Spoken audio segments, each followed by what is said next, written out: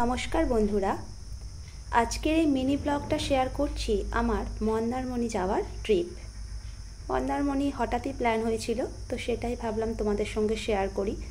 অনেক দিন আগে, ধরো 1 বছর আগে গেছিলাম, তো সেটাই ভাবলাম যে তোমাদের সঙ্গে শেয়ার করি।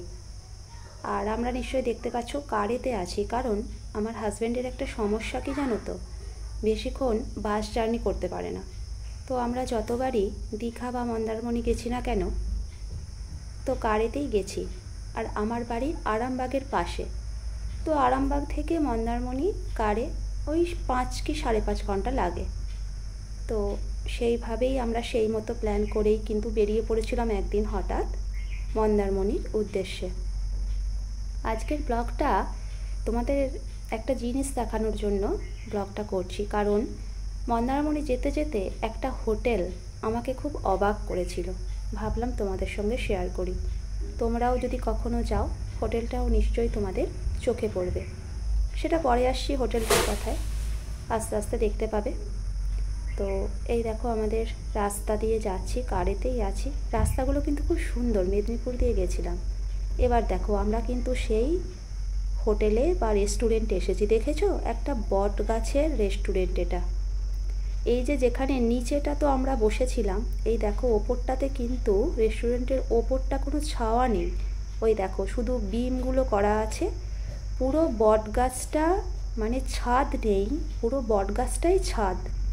সত্যি অবাক করেছিল আমায়। দেখো শুধু বিমগুলো আর থামগুলো দাঁড়িয়ে আছে, ওপরটা কিন্তু কোনো ঢালাই টালাই বা ছাদ নেই রেস্টুরেন্টের।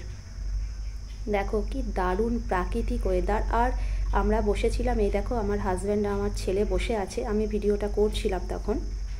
তো এত ঠান্ডা ছিল, এত ঠান্ডা ছিল। এটা গ্রীষ্মের দিকে আমরা গেছিলাম। আমি তখন শুধু ভাবছিলাম জানো তো, যে বর্ষাকালে কি হবে, কারণ বটগাছ দিয়ে তো পুরোটা ঢাকা। আর দেখো বটগাছটা পূজাও হয়। তো বর্ষাকালে কি হবে, বর্ষাকালে তো মনে হয় নিশ্চয়ই বৃষ্টি পড়বে, কারণ এত বর্ষাকালে বেশি বৃষ্টি হলে কিন্তু আটকানো যাবে না। তো অসম্ভব সুন্দর একটা জিনিস, প্রাকৃতিক জিনিস। দেখো আমি সত্যিই আগে কোনো দিন দেখিনি। অনেকবার মন্দারমণি ঘুরতে গেছিলাম, কিন্তু এই রকমভাবে দেখা হয়নি। তো আমার সত্যিই খুব দারুণ লেগেছে। জায়গাটা বলতে পারলে তোমাদের খুব ভালো হতো, কিন্তু আমি কোন জায়গায় বা একদম মেন রোডের ধারেই এই রেস্টুরেন্টটা। আমাদের হঠাৎ মনে হয়েছিল একটু খাবার দাবার বা চা কফি, একটু ব্রেকফাস্ট করব। তো সেই জন্যেই কিন্তু গেছিলাম। গিয়ে আমি তো ভীষণ অবাক হয়েছি এবং ভিডিও না করে থাকতে পারিনি। আর সেটাই তোমাদের সঙ্গে আজকে শেয়ার করলাম। কেমন লাগলো অবশ্যই জানিও।